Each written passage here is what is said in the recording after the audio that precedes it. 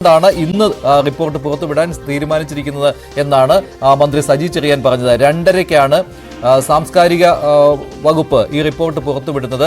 ചേംബറിൽ ചെല്ലുന്നതിന് വേണ്ടി വിവരാവകാശ നിയമപ്രകാരം അപേക്ഷ ആളുകൾക്ക് പ്രത്യേകമായിട്ടും കത്ത് നൽകിയിട്ടുണ്ട്. അതുകൂടാതെ ഈ റിപ്പോർട്ട് പൊതുസമക്ഷം വരാൻ പോവുകയാണ് എന്ന് തന്നെയാണ് അറിയാൻ കഴിയുന്നത്. മന്ത്രിയുടെ വാക്കുകളും അതുതന്നെയാണ് സൂചിപ്പിക്കുന്നത്. ഇക്കാര്യത്തിൽ സർക്കാരിന് പങ്കാളിത്തമില്ല എന്നുള്ള കാര്യം, സർക്കാരിന്റെ നിലപാട് എന്ന് പറയുന്ന റിപ്പോർട്ട് പുറത്തു വരണം എന്ന് തന്നെയാണെന്ന് സാംസ്കാരിക മന്ത്രി പറഞ്ഞിരിക്കുകയാണ്. 295 പേജുകളിൽ 233 പേജുകളാണ് പുറത്തു വരാൻ പോകുന്നത്. അതായത് ചില മൊഴികൾ ആ ഭാഗങ്ങൾ ഒഴിവാക്കിയിട്ടുണ്ട്. റിപ്പോർട്ടിന്റെ ഭാഗമാണ്, പക്ഷേ ഈ വിവരങ്ങൾ പുറത്തുവിടില്ല. സ്വകാര്യതയെ മാനിക്കുന്ന രീതിയിലുള്ള കാര്യങ്ങൾ മാത്രമായിരിക്കും പുറത്തു വരിക. നേരത്തെ കുറച്ചുപേർ മൊഴി കൊടുത്ത ഘട്ടത്തിൽ തന്നെ വിവരങ്ങൾ പുറത്തുവിടരുത് എന്ന കാര്യം കമ്മിറ്റിയോട് തന്നെ ആവശ്യപ്പെട്ടിരുന്നു. ഇക്കാര്യം ഹേമ കമ്മീഷൻ പ്രത്യേകമായിട്ട് പറഞ്ഞിരുന്നു. ഈ വിവരങ്ങൾ പുറത്തു വരില്ല. അതുപോലെ തന്നെ ചില വ്യക്തികളെ ബാധിക്കുന്ന രീതിയിലുള്ള പരാമർശങ്ങൾ അതും പുറത്തുവിടില്ല. പക്ഷേ അത് റിപ്പോർട്ടിന്റെ ഭാഗമായിരിക്കും എന്ന കാര്യത്തിൽ സംശയമില്ല. അതുപ്രകാരം നൽകിയിരിക്കുന്ന ശുപാർശകൾ സംസ്ഥാന സർക്കാരിന് നടപ്പിലാക്കാം എന്ന കാര്യത്തിലും സംശയമില്ല. പക്ഷേ അത് പൊതുസമൂഹത്തിന്റെ മുന്നിലേക്ക് ഇവരുടെ ഐഡന്റിറ്റി വെളിപ്പെടുത്തുന്ന രീതിയിലുള്ള കാര്യങ്ങൾ പുറത്തുവിടില്ല എന്നാണ് കമ്മിറ്റി തന്നെ പറഞ്ഞിരിക്കുന്നത്. അതുതന്നെ വിവരാവകാശ കമ്മീഷണർ വ്യക്തമാക്കിയിട്ടുമുണ്ട്. വിവരാവകാശ നിയമപ്രകാരം സ്വകാര്യതയെ ബാധിക്കുന്ന കാര്യങ്ങൾ പുറത്തുവിടരുത് എന്ന്. എന്നിട്ടും വീണ്ടും തന്റെ മൊഴിപ്പകർപ്പ് അത് തനിക്ക് കിട്ടണം എന്നാവശ്യപ്പെട്ടുകൊണ്ടാണ് നടി രഞ്ജിനി കോടതിയെ സമീപിച്ചത്. കാരണം താൻ പറഞ്ഞതിൽ നിന്ന് ഭിന്നമായിട്ടുള്ള കാര്യങ്ങൾ കമ്മിറ്റി രേഖപ്പെടുത്തിയിട്ടുണ്ടോ എന്നുള്ള സംശയം തനിക്കുണ്ട്. അതിനാൽ മൊഴിപ്പകർപ്പ് കിട്ടണം എന്ന ആവശ്യമായിരുന്നു നടി രഞ്ജിനി ഉന്നയിച്ചത്. പക്ഷേ ഈ ആവശ്യം ഡിവിഷൻ ബെഞ്ച് പരിഗണിച്ചിട്ടില്ല. പക്ഷേ നേരത്തെ ഈ ഹർജി പരിഗണിച്ച് ഉത്തരവ് നൽകിയ സിംഗിൾ ജഡ്ജി മുൻപാകെ അപേക്ഷ നൽകുവാനാണ് പറഞ്ഞിരിക്കുന്നത്. സിംഗിൾ ജഡ്ജിക്ക് ഇക്കാര്യത്തിൽ അപേക്ഷ പരിഗണിക്കാൻ നിർദ്ദേശവും നൽകിയിരുന്നു. അതുപ്രകാരമാണ് 1:45 നടി രഞ്ജിനിയുടെ അപേക്ഷ സിംഗിൾ ജഡ്ജി പരിഗണിക്കാൻ പോകുന്നു. അതേസമയത്ത് തന്നെ സജിമോൻ പാറയിൽ എന്ന നിർമ്മാതാവിന്റെ ഹർജി 3 മണിക്ക് ഹൈക്കോടതി ഡിവിഷൻ ബെഞ്ചും പരിഗണിക്കുന്നുണ്ട്. ഹേമ കമ്മിറ്റി റിപ്പോർട്ട് ഉടൻ പുറത്തുവരികയാണ്. 2:30-ക്ക് സർക്കാർ ഈ റിപ്പോർട്ട് പുറത്തുവിടുകയാണ്. 2017 ഫെബ്രുവരിയിൽ നടിയെ ആക്രമിച്ച സംഭവം ഉണ്ടായതിനു ശേഷം വലിയ പ്രതിഷേധം സിനിമാ മേഖലയിൽ നിന്ന് ഉണ്ടായിരുന്നു. അവിടെ മലയാള സിനിമാ രംഗത്തെ സ്ത്രീകൾ നേരിടുന്ന പ്രശ്നങ്ങൾ, അത് ലൈംഗിക ചൂഷണം ഉൾപ്പെടെയുള്ള കാര്യങ്ങൾ, ഈ കാര്യങ്ങളെക്കുറിച്ചുള്ള അന്വേഷണം ആവശ്യപ്പെട്ടാണ് WCC, മലയാള സിനിമാ മേഖലയിലെ വനിതാ പ്രവർത്തകരുടെ സംഘടനയായ WCC സർക്കാരിനോട് ആവശ്യപ്പെട്ടത്. ഇക്കാര്യം സർക്കാർ അംഗീകരിക്കുകയും 3 അംഗ കമ്മിറ്റിയെ നിയോഗിക്കുകയുമാണ് ചെയ്തത്. 41 പേരാണ് ഹേമ കമ്മിറ്റിക്ക് മുൻപാകെ മൊഴികൾ നൽകിയത്. കുറേയേറെ തെളിവുകളും ഇവർ ഹാജരാക്കിയിരുന്നു. അതിൽ ഡിജിറ്റൽ തെളിവുകളും ഉൾപ്പെട്ടിരുന്നു. ഇതെല്ലാം ക്രോഡീകരിച്ചുകൊണ്ടുള്ള 2 ഭാഗങ്ങളുള്ള റിപ്പോർട്ട് 2019 ഡിസംബർ 31 ഹേമ കമ്മിറ്റി സർക്കാരിന് നൽകിയതാണ്. സർക്കാർ ഈ റിപ്പോർട്ട് അംഗീകരിച്ചതുമാണ്. ഇത് പ്രകാരം ഒരു സമിതിയെ സർക്കാർ നിയോഗിക്കുകയും ചെയ്തു. പക്ഷേ ദൗർഭാഗ്യകരമെന്ന് പറയട്ടെ, ഇതുവരെ ഹേമ കമ്മിറ്റിയുടെ ശുപാർശകൾ നടപ്പിലാക്കാൻ സംസ്ഥാന സർക്കാർ തയ്യാറായിരുന്നില്ല. ഇതേക്കുറിച്ച് വലിയ വിമർശനങ്ങൾ ഉണ്ടായിരുന്നു. പലതവണയും സർക്കാരിനോട് ഇക്കാര്യം WCC ആവശ്യപ്പെട്ടു. അതുപോലെ തന്നെ മലയാള സിനിമാ മേഖലയിൽ നിന്നും ഇക്കാര്യം ഉയർന്നു വന്നതാണ്. പക്ഷേ സംസ്ഥാന സർക്കാർ തടസ്സമായി പറഞ്ഞ പല കാര്യങ്ങളിൽ ഒന്ന് ഈ സ്വകാര്യത വിഷയം തന്നെയായിരുന്നു.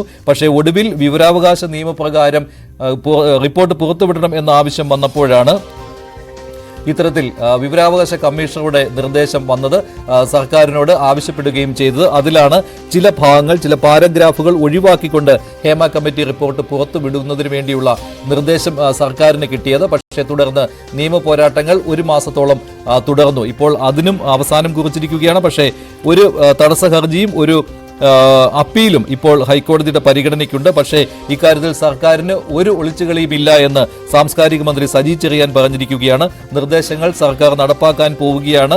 അങ്ങനെ റിപ്പോർട്ട് 2:30 പുറത്തുവിടാൻ പോവുകയാണ് എന്നാണ് ഇപ്പോൾ ഔദ്യോഗികമായിട്ട് തന്നെ അറിയിച്ചിരിക്കുന്നത്. സാംസ്കാരിക വകുപ്പ് SPIOയുടെ ചേംബറിലാണ് 2:30 ഹാജരാകുന്നതിന് വേണ്ടിയുള്ള നിർദ്ദേശം നൽകിയിരിക്കുന്നത്. അവിടെ വെച്ച് റിപ്പോർട്ട് നൽകും എന്നുള്ള കാര്യമാണ് ഇപ്പോൾ രേഖാമൂലം അപേക്ഷകരെ അറിയിച്ചിരിക്കുന്നത് സാംസ്കാരിക വകുപ്പ്. അതായത് നേരത്തെ വിവരാവകാശ നിയമപ്രകാരം ഈ റിപ്പോർട്ട് ആവശ്യപ്പെട്ട ആളുകൾക്ക് രേഖാമൂലം നൽകിയിരിക്കുന്ന റിപ്പോർട്ടിലാണ് സെക്രട്ടേറിയറ്റിലെ സാംസ്കാരിക വകുപ്പ് SPIOയുടെ ചേംബറിലെ റൂം നമ്പറും പറഞ്ഞിട്ടുണ്ട്. അവിടെ ചെന്ന് നേരിട്ട് ഈ റിപ്പോർട്ട് കൈപ്പറ്റുക എന്നുള്ള നിർദ്ദേശം നൽകിയിരിക്കുന്നത്. 2:30 അങ്ങനെ ഹേമ കമ്മിറ്റി റിപ്പോർട്ട് പുറത്തു വരാൻ പോവുകയാണ്.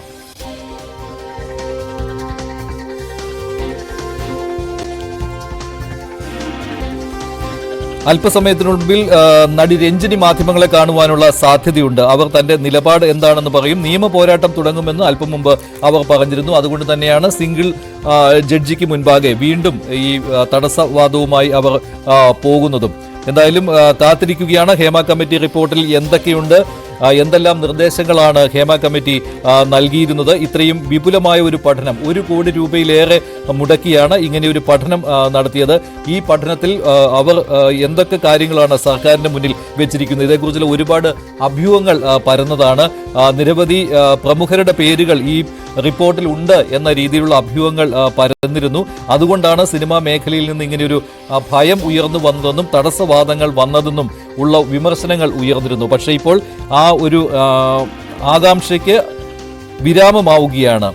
ആരോപണ വിധേയരെ തിരിച്ചറിയുന്ന ഭാഗങ്ങൾ ഉണ്ടാവുകയില്ല എന്നാണ് ഇതിനകം തന്നെ കിട്ടിയിരിക്കുന്ന വിവരം. അത് വിവരാവകാശ കമ്മീഷണറുടെ ആ ഉത്തരവ് വായിച്ചാലും മനസ്സിലാകും. ഹൈക്കോടതി സിംഗിൾ ജഡ്ജിയുടെ ഉത്തരവ് വായിച്ചാലും ഇക്കാര്യങ്ങൾ മനസ്സിലാകും. അതിൽ തന്നെയാണ് ഈ 2 ഭാഗങ്ങൾ ഹേമ കമ്മിറ്റി റിപ്പോർട്ടിൽ ഉള്ളതുകൊണ്ട് ആ ഒരു സ്വകാര്യതയെ മാനിക്കുന്ന രീതിയിലുള്ള പ്രവർത്തനമാണ് കമ്മിറ്റിയും നടത്തിയിരിക്കുന്നത് എന്നുള്ള കാര്യം പറഞ്ഞിരുന്നു ഹൈക്കോടതി സിംഗിൾ ജഡ്ജിയുടെ ഉത്തരവിലും. അതുകൊണ്ട് തന്നെ ഈ ഒഴിവാക്കുന്ന ഭാഗങ്ങൾ, ഈ പുറത്തു വിടാതിരിക്കുന്ന ഭാഗങ്ങൾ സ്വകാര്യതയെ മാനിച്ചുകൊണ്ടുള്ള ഒരു നിർദ്ദേശം നടപ്പിലാകുന്നതിന്റെ ഭാഗമായിട്ടാണ് എന്ന കാര്യം ഉറപ്പാണ്. ഇപ്പോൾ നവമി ദിനേശ് ചേരുകയാണ് കൊച്ചിയിൽ നിന്ന്. നവമി, രഞ്ജിനി ഇക്കാര്യത്തിലുള്ള പ്രതികരണം, അവർ നിയമ പോരാട്ടം തുടരും എന്നുള്ളതാണല്ലോ പറഞ്ഞിരിക്കുന്നത്. പക്ഷേ ഇതിൽ അവശേഷിച്ചിരിക്കുന്നത് എന്താണ് എന്നുള്ള കാര്യത്തിൽ ഒരു അവ്യക്തതയില്ലേ? കാരണം അവർ ആവശ്യപ്പെട്ട കാര്യം തന്നെ ഈ സർക്കാർ നടപ്പിലാക്കുന്നതും അത് തന്നെയാണ്. ആ രീതിയിൽ തന്നെയാണ് റിപ്പോർട്ട് പുറത്തുവിടുന്നത്. അപ്പോൾ പിന്നെ കൂടുതൽ എന്താണ് രഞ്ജിനിക്ക് വാദിക്കാനുള്ളത്?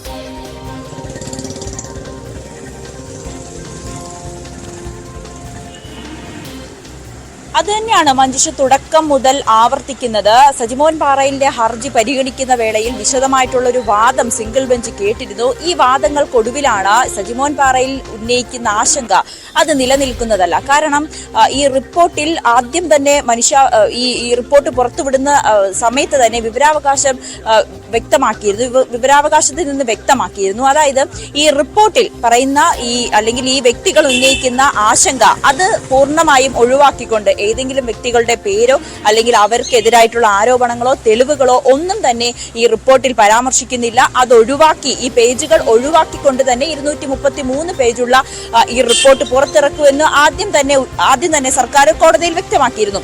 ഇതിന് പിന്നാലെയാണ് ഈ സജിമോൻ പാറയിൽ നൽകിയ ഹർജി കോടതി തള്ളുകയും ചെയ്തത്. പക്ഷേ ഇവിടെ രഞ്ജിനി ഇതിൽ മൊഴി നൽകിയ ഒരു വ്യക്തിയാണ്. താൻ ചില വ്യക്തികൾക്കെതിരെ അല്ലെങ്കിൽ തന്റെ ഇത് പുറത്തു വന്നാൽ തന്റെ കരിയറിനുൾപ്പെടെ ദോഷകരമായി ബാധിക്കുന്ന രീതിയിലുള്ള കാര്യങ്ങൾ ഈ റിപ്പോർട്ടിലുണ്ട്. താൻ